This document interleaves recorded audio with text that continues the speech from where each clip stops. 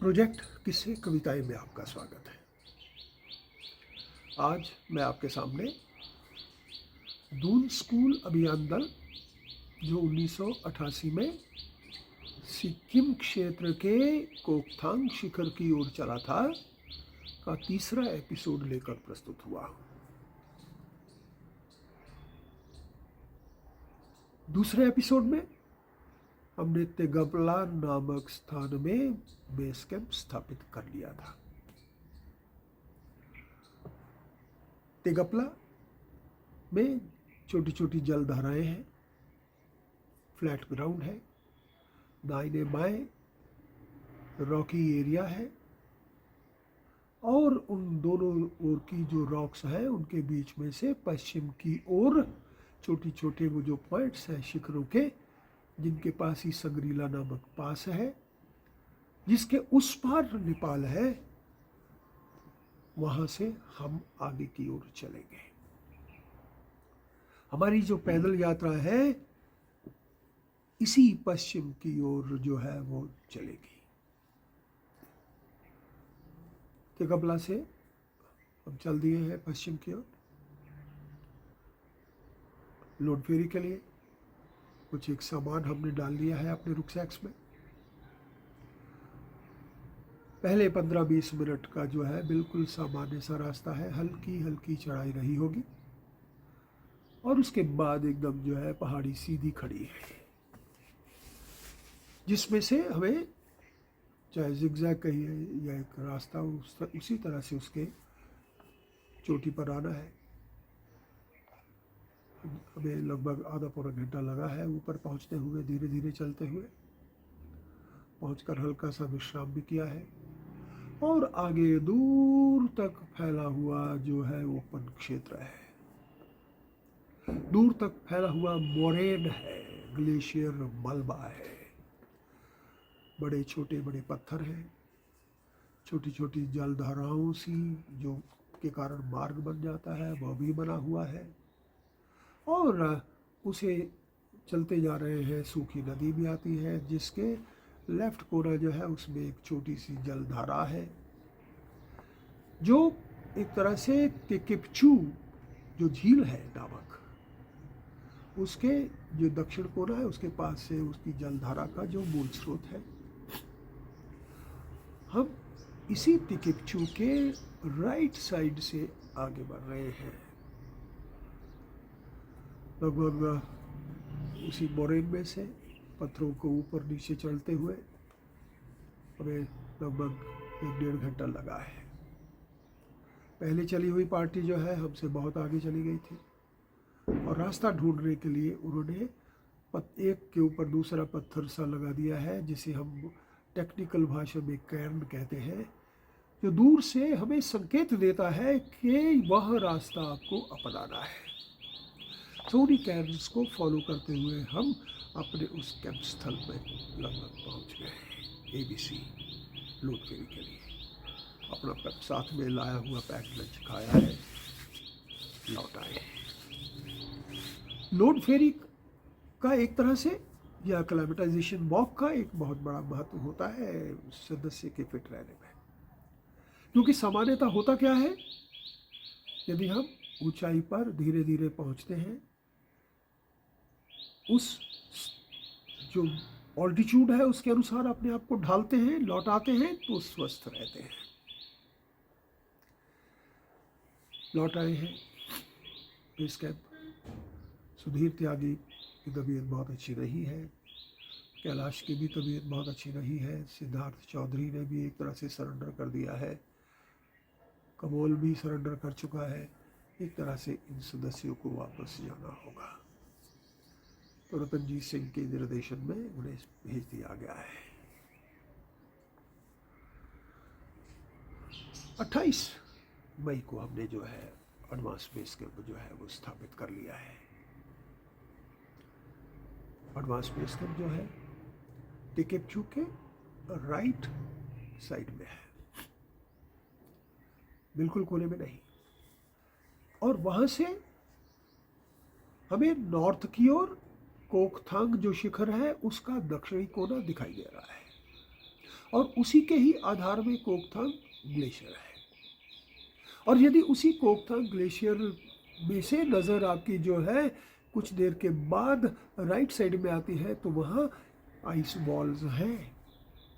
मुझे लगा कि शायद इस रास्ते को अपनाया जा सकता है अगले कैंप्स के लिए, लेकिन हमारे जो साथी लोग हैं, एक्सपर्ट लोग, उन्होंने कहा कि नहीं, ये जो राइट साइड का पथरीला मार्ग है यह उचित रहेगा बच्चों के लिए।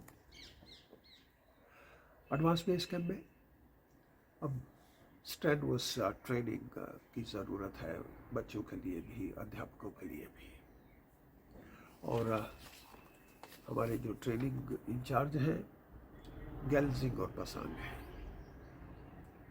वे रोज़ जो है ग्लेशियर में जाते हैं, कोकथांग ग्लेशियर में, और टफ ट्रेनिंग जो है उनके माध्यम से चल रही है, क्योंकि ये टेक्निकल पीक है और इस टेक्निकल पीक में व्यक्ति का टेक्निकली साउंड होना बहुत ज़रूरी है।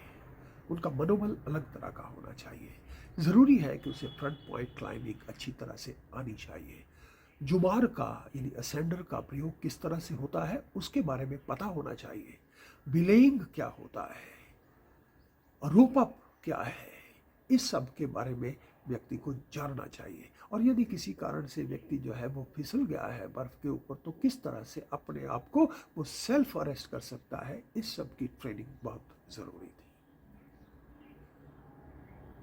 एडवांस बेस कैंप में से अब हमें कैंप 1 की ओर जाना होगा और हमारे जो एक्सपर्ट्स हैं उन्होंने वो राइट साइड का जो रास्ता है पत्थरों में से उसी को अपनाने की जो है वो बात रखी है। तिकेपचू के काफ़ी राइट में यदि आ जाए तो वहाँ हैगी ग्लेशियर भी है, उधर से निकलना खतरे से खाली नहीं। और उसके थोड़ा और यदि हम लेफ्ट साइड में आ जाएं, यानी एक तरह से उस हैगी ग्लेशियर और कोकथांग ग्लेशियर के बीच में जो पथरीली धार है उसमें से आगे बढ़ना जारी रहा। थोड़ा कठिन तो होता है पत्थरों में से चलना, पत्थरों के गिरने की भी संभावना होती है, चोट भी लग जाती है, लेकिन ये एक्सपीडिशन है, आदमी को चैलेंज लेना भी आना चाहिए और संभल कर चलना भी आना चाहिए। कैंप 1 जो है हमने एक तरह से तैयारी कर दी है। पत्थरों को समतल बनाया गया है, उसमें रास्ता स्थान बनाया है, टेंट लगे हैं, टेंट आपका किचन टेंट भी लगा दिया गया है।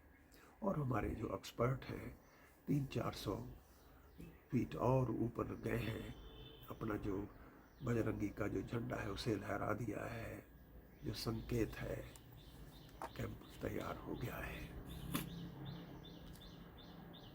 अब यहाँ से 1 जून को जो है योजना बनी है कि आगे की जो है वह रोड फेरी की जाए, तैयारी की जाए अगले कैंप की। मौसम पर बहुत कुछ निर्भर करता है कि वो आपका साथ देता है या नहीं देता है। 2 जून की प्रातः है हम चल दिए हैं कैंप 2 की ओर। हल्का सामान बांध लिया गया है। वो जो 300-400 फीट ऊपर झंडा लहरा रहा था वहाँ पहुँचे हैं। वही जो धार है पथरीली धार, वो आगे स्नो की जो है बर्फ की जो धार है उसके साथ जोड़ रही है।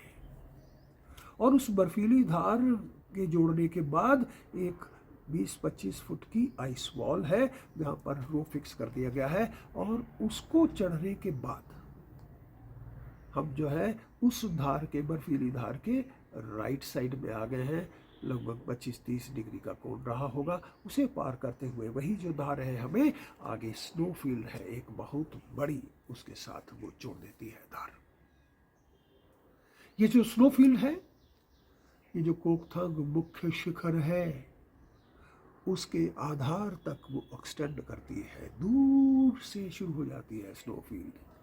स्नो फील्ड में थोड़ा सा खतरा ज़्यादा रहता है क्योंकि क्रेवासेस बहुत ज़्यादा होते हैं, आपको बहुत सावधानी से चलना होता है, रोप अप भी करना पड़ता है। नज़र आपकी जो है गिद्ध दृष्टि जो है वह आगे देखते रहने चाहिए। आईसेक्स आपका उसका प्रयोग करना आपको अच्छी तरह से आना चाहिए।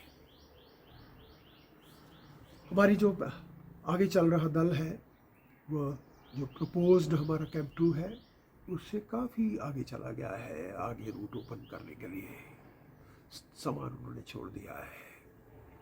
वहाँ पहुँचे हैं, पहुँचने से पहले ही चारों तरफ जो है कोहरा छा गया है, वाइट आउट, बर्फ़ गिरने लगी है और हम उस बर्फीले जो तूफ़ान है उसका अपनी तरह से उसको आनंद ले रहे हैं। उसका बजरंगी का की जो हनुमान चालीसा है उसका पाठ भी सदस्यों ने किया है।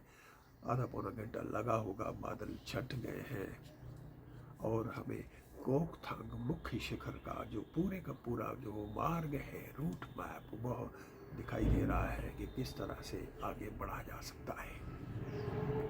आगे गई टीम जो है हमारी वो लौट आई है और हम लौट आए हैं कैंप 1 में। लेकिन कैंप 1 पहुंचने से पहले ही बर्फ़ पुनः गिरने शुरू हो गई है। 3 को भी बर्फ़ जो है वो गिरती रही है, मौसम साफ नहीं हुआ। लेकिन इस बीच में जो सबसे बढ़िया बात यह है कि सदस्य जो है वो आनंद मग्न है। सिक्किम के जो 2 विद्यार्थी हैं, विकास राय और पेमा दौर जी, कुछ एक मिनटों के बाद यदि उनका एक गाना सुनाई ना दे तो ऐसा लगता था कि कुछ अधूरापन सा रह गया है। वो प्रायः गुनगुनाया करते थे, पापा कहते हैं बड़ा काम करेगा। और योगेश भी जो है हर समय उसके भी अधरों पर एक गीत जो है वो थिरकता रहता है, मेरे दिल का क्वार्टर खाली क्वार्टर कर लो ऑक्यूपाई, न देना प्रिय सिंगल पाई भी जो है वो मत देना और ऑक्यूपाई कर लो। यही नहीं, पसांग, गैल सिंह, सांगे, बहुत खूबसूरत उनकी जो आवाज़ थी, स्थानीय सिक्किमी गीत जो है या उन सब का जो गुनगुनाना है नेपाली गीतों का, वो अपने आप में एक समा बांध देता था शाम के समय। अंगनिमा जो है हमारा कुक, वह भी तो नृत्य आदि में मग्न रहता। मौसम खराब होने के कारण तरह तरह के आदेश ज़रूर कुक के ऊपर उछाले जाते और आनंद है कैंप में। 3 की शाम मौसम साफ हुआ है, योजना बनी है आगे की क्या किया जाए। एक मत ये कहता है कैंप 2 स्थापित किया जाए क्योंकि वहाँ से फाइनल जो आरोहण है काफ़ी आसान रहेगा। दूसरा मत ये कहता बार बार तो मौसम ख़राब हो रहा है, बर्फ़ ही बर्फ़ गिरती रहती है, एक तरह से चैलेंज है ये मौसम, और क्यों ना यहीं से ही जो है वो ट्राई किया जाए। अंततः यही विचार बना, दूसरे विचार को ही सबने जो है वो स्वीकार कर लिया है कि यहीं से ही ट्राई करते हैं। यदि किसी कारण से कोई परेशानी आएगी तो कैंप 2 से लौट सकते हैं, कैंप 2 को फिर स्टैब्लिश करने की जो है वो सोच सकते हैं। यही सोचते हुए 3 की जो शाम है वो पूरी हो गई है, विचार बना है, 2 दल बना दिए गए हैं। पहला दल प्रातः 2 बजे चलेगा, दूसरा दल 4 बजे चलेगा। यही सूचना जो है सबको मिल गई है। सभी जो है आनंद मग्न प्रसन्न जो है सोने के लिए चल दिए हैं क्योंकि कल प्रातः बहुत सुबह उन्हें उठना होगा, 2 बजे के आसपास ब्रेकफास्ट आदि करके चलना होगा। आगे की यात्रा जो है पैदल यात्रा आरोहण की, उसके साथ कल हम आपको पुनः ले चलेंगे अपने साथ अगले एपिसोड में। तब तक आप अपना ध्यान रखिए। आपका बहुत बहुत धन्यवाद।